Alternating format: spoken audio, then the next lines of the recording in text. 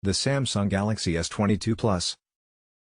Samsung Galaxy S22 Plus, the S22 Trio, keeping it within the Samsung family, but beyond the S22 Trio, you could consider the Galaxy S21 FE, $699, which stands as the entry point to the 2022 Galaxy S series. This phone offers the basic Galaxy S experience, though it swaps out Gorilla Glass for polycarbonate and is powered by 2021's flagship chipset, the Snapdragon 888.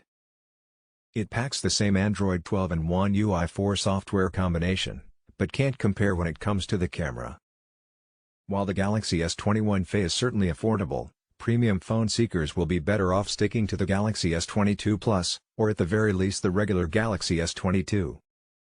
The last Samsung that might be a good stand-in for those looking for something more innovative is the foldable Galaxy Z Flip 3, $999.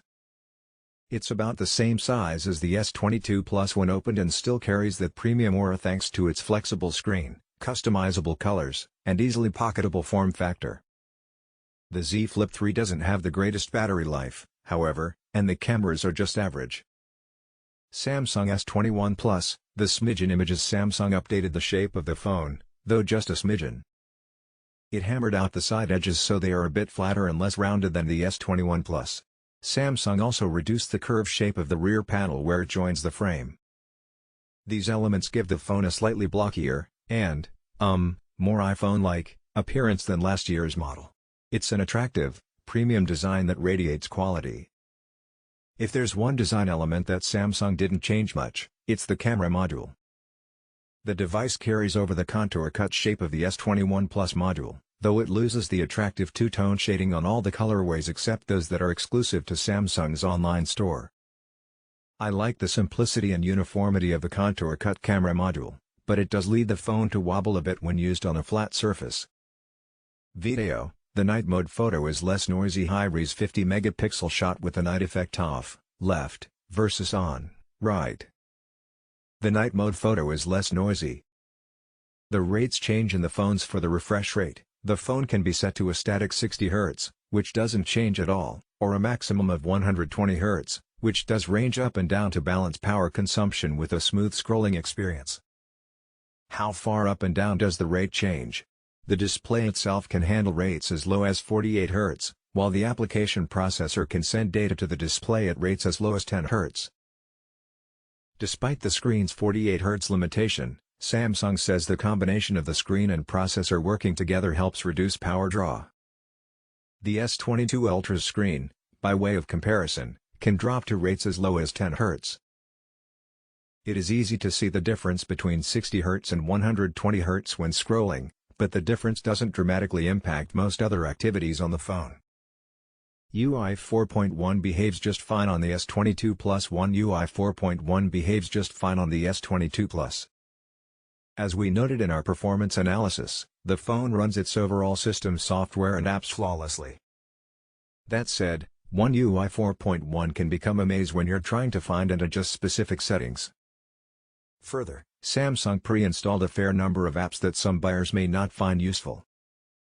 For example, the company's ongoing partnership with Microsoft means you get a handful of Microsoft apps on board. There are also far too many of Samsung's own branded apps, such as Samsung Calendar and Samsung Contacts, rather than the Google-made versions.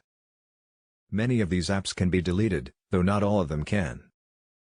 I also didn't encounter any ads during the testing period, which is more than I could say for the Galaxy S22 Ultra. Galaxy Note is a very spectacular portrait. I'm not sure why the big deal about the S Pen.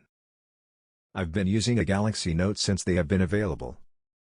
I didn't see any difference between my Note 10 and the S22 Ultra. The problem I had is they have moved it to the left side of the phone. I can't begin to guess why. Well, that will be a matter of getting used to.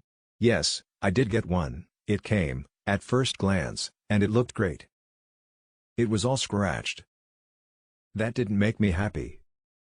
Samsung wanted to give me a $50 credit. I wanted a $1,200 phone that looked like a $1,200 phone, not one that looked like it had been banged around for a year or so. The bottom line was I had to return the phone I had just received and repurchase it. Samsung isn't ready with this phone, It will be several weeks before I get my second chance. I want to note that my Note 10 Plus, which I purchased in 2019, still looks like it's brand new. The cosmetics are important to me, fussy it might be, but happy will be the individual that buys my trade-in. I hope my crappy battery life is just due to my new S22 Ultra learning my habits and will improve with time, cause right now I'm not impressed, and honestly if my dang S20 Plus hadn't maxed out on memory I'd still be using it. Also, this thing feels like a brick, weighs about as much too, or it feels like it. I was never a fan of the Note series and phablet phase. I know the Ultra is the replacement for the Note for the most part, but it feels a little more compact than the Notes. Honestly, and this sucks, I'm with T-Mobile and I'd be willing to send this back for the Fold 3, but can't because that phone has crashed and gone bonkers on T-Mobile's network for some reason, so they've initiated a recall and return on all of them and pulled them from the site and shelves. Frustrating and let down. Fix your crap, T-Mobile or Samsung, whoever is at fault here.